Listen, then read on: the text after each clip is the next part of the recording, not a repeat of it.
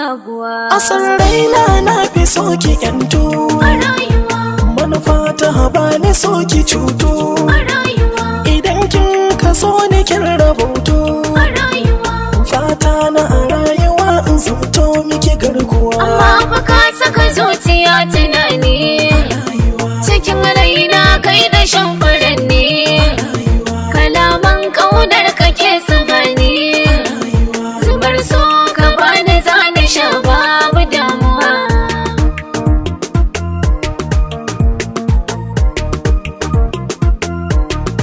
Ina son ki karkiya da soyayya ta, an tinki babu abun yabo a halayyarta. Kwari ita na baiwa kauna ta yada ta, yanzu ke na fi so a zuci zannana ta. In na ganki ji nake ina kara kamuwa. Abin da ke rai zuciya tana koyewa, amma fuska gaskiya take nunawa.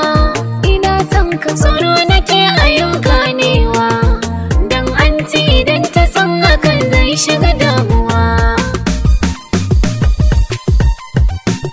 Kamar wasa kar abin ya zama gaske, wuce ki shige can gida akwai aiki. Ki shara haɗa kwanakan ki wawwanke, in kokin ki in ɗau hukunci nan take ki bar gida.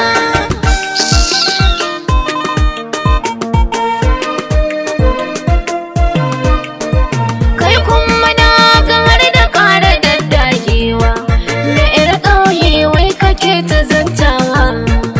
In na sake ganin ku za ka ganewa, ita za ka bar gani ba ta ƙara fita gida.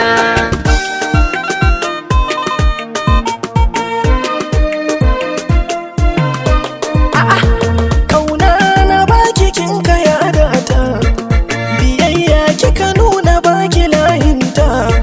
Ita 'yar ƙauyen tarbiyyanta jarinta, zanabi ta aso in ba ta tuta ta har gida.